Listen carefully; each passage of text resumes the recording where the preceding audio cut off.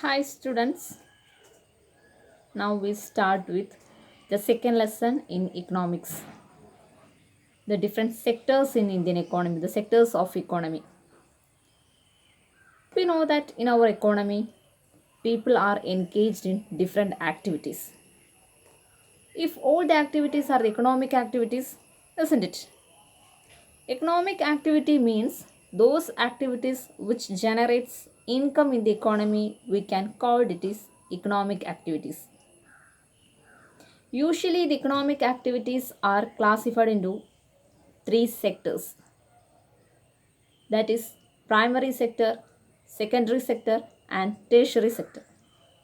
Primary sector means agriculture and allied activities, and the secondary sector means manufacturing sector or industrial sector, and the tertiary sector means service sector. And these are the three sectors of our Indian economy. In the primary sector, what are the subjects comes under this? That is in agriculture, fishing, mining, etc. are comes under primary sector.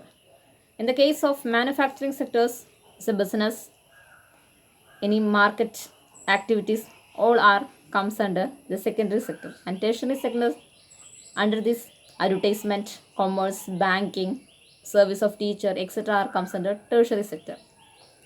Okay, next concept, GDP. GDP means gross domestic product. Gross domestic product, it means it is the final value of all goods and services produced in our country during a particular year. That means in all the sectors, that is three sectors, there's a primary sector, secondary sector, and tertiary sector.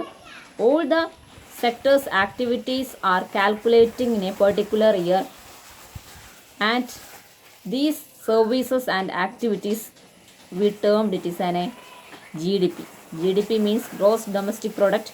Whatever the activities are in our country during a particular year, all final goods and services, the value of all final goods and services, we referred it is an a GDP of our country.